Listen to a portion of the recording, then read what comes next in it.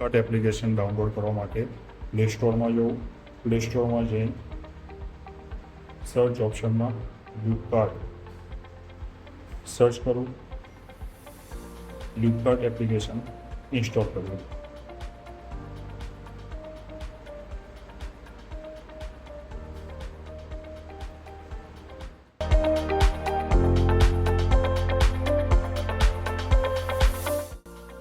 Application download થયા પછી account create કરવા માટે એપ્લિકેશન ઓપન કરવી.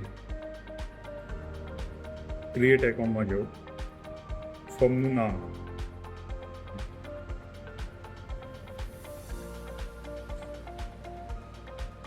Contact number, mail ID,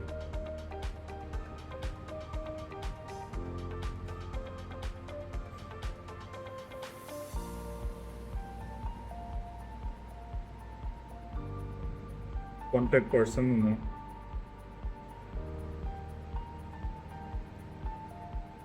GST number. GST number optional છે.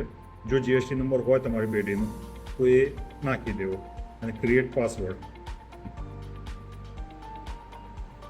આટલી ઇન્ફોર્મેશન ફિલઅપ કર્યા પછી ક્રિએટ એકાઉન્ટ ઉપર ક્લિક કરો.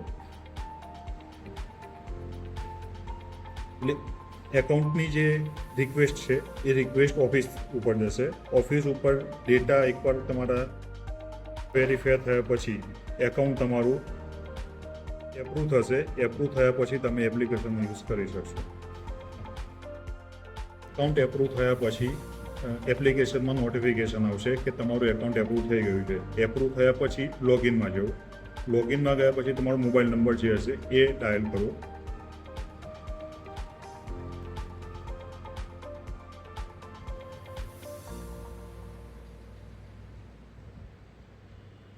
પાસવર્ડ નાખો,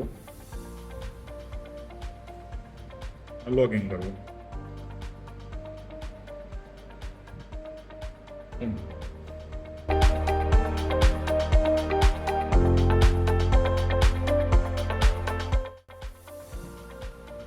એપ્લિકેશનમાંથી ઓર્ડર કરવા માટે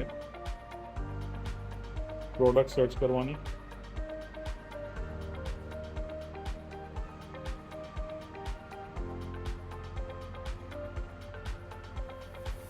એ પ્રોડક્ટ પર ક્લિક કરશો એટલે તમને અહીંયા રેટ બતાવી દેશે કે આ પ્રોડક્ટનો રેટ 298.60 છે. નીચે કરશો તો અવેલેબલ સ્ટોક બતાવશે કે કેટલો સ્ટોક અવેલેબલ છે. જે સ્ટોક અવેલેબલ હશે એનો જ ઓર્ડર થશે. જે સ્ટોક અવેલેબલ નહીં હોય તો એનો ઓર્ડર નહીં કરી શકાય. એડ, જે ક્વોન્ટિટી જોઈતી હોય એડ કરવાની. કાર્ટ, કાર્ટમાં જે તમે ઓર્ડર કર્યો હશે બતાવી દેશે. હવે બીજી કોઈ પ્રોડક્ટ એડ કરવી હોય તો ફરીથી હોમ ઉપર જઈ પ્રોડક્ટ,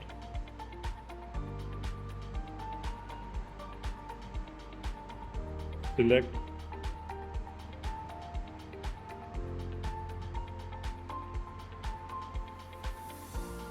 પ્રોડક્ટનો રેટ બતાવશે. આ પ્રોડક્ટનો રેટ 415.89 છે.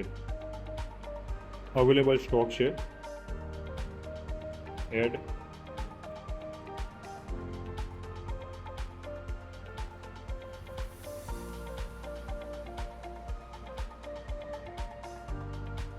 હવે નીચે એક ઓપ્શન આવે છે એડ 88 લીટર મોર ફોર ઓફર.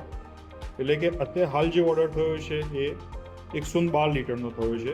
હવે 200 લીટર ઉપર આપણે ઓફર આપેલી છે તો એમાં રેગ્યુલર રેટ જે છે એ 200 લીટરનો જો ઓર્ડર થશે તો બલ્ક રેટ લઈ લેશે. તો અહીંયાથી પણ તમે ઓર્ડર પ્લસ કરી શકો છો.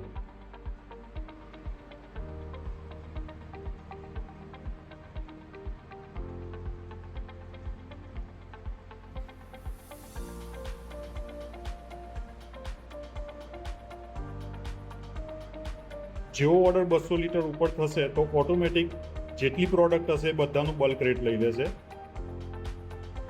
નીચે બતાવશે ટોટલ પ્રાઇસ 81,047.20નું બિલ થયું છે અને ઓફર રેટ આવે છે એમાં 1120 રૂપિયાનું ડિસ્કાઉન્ટ મળે છે. એટલે ટોટલ બિલ થાય છે 79,927.20નું. ત્યાર પછી પ્રોસેસ ટુ ચેકઆઉટ. એડ્રેસ,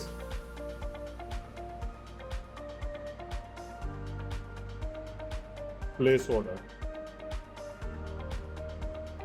એટલે આ ઓર્ડર તમારો પ્લેસ થઈ જશે.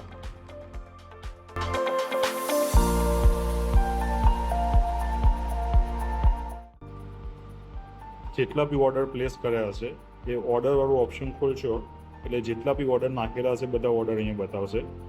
હવે ફર્સ્ટ ઓર્ડર જે છે એમાં ઓફિસથી એ બિલ એપ્રૂવ થશે કે બિલ બની જશે એટલે એપ્રૂવવાળા સ્ટેટસ ઉપર આવશે. ઓફિસથી એ માલ નીકળશે તો એ શિપિંગમાં જશે અને એ માલ તમને મળી જશે ત્યારે ડિલિવરી ઓપ્શનમાં આવી જશે. જ્યારે ડિલિવરી પર્સન માલ લઈને તમારે ત્યાં આવશે ડિલિવરી કરવા માટે ત્યારે એ ઓર્ડર ઉપર ક્લિક કરવાનું. ક્લિક કરશો એટલે નીચે ઓટીપી આવશે. એ ઓટીપી જે તમે ડિલિવરી પર્સનને આપશો ઓટીપી વેરીફાઈ થશે એટલે કે જે ડ્રાઈવર પર્સન અમારો જે ડિલિવરી પર્સન આવ્યો હશે એ ડિલિવરી પ્રૂફ એક અપલોડ કરશે. એ આ ડિલિવરી પ્રૂફનું જે ઓપ્શન છે એ ઉપર ક્લિક કરીને તમે પ્રૂફ જોઈ શકો છો. એમાં તમારા બિલની કોપી સહીવાળી કોપી હશે તો કાં તો ટ્રાન્સપોર્ટની કોપી હશે તો ટ્રાન્સપોર્ટની કોપી તમે જોઈ શકો છો. અને ભવિષ્યમાં પણ એમાં સેવ જ રહેશે અને જ્યારે ત્યારે તમારે જોયું હશે ત્યારે તમે જોઈ શકો છો.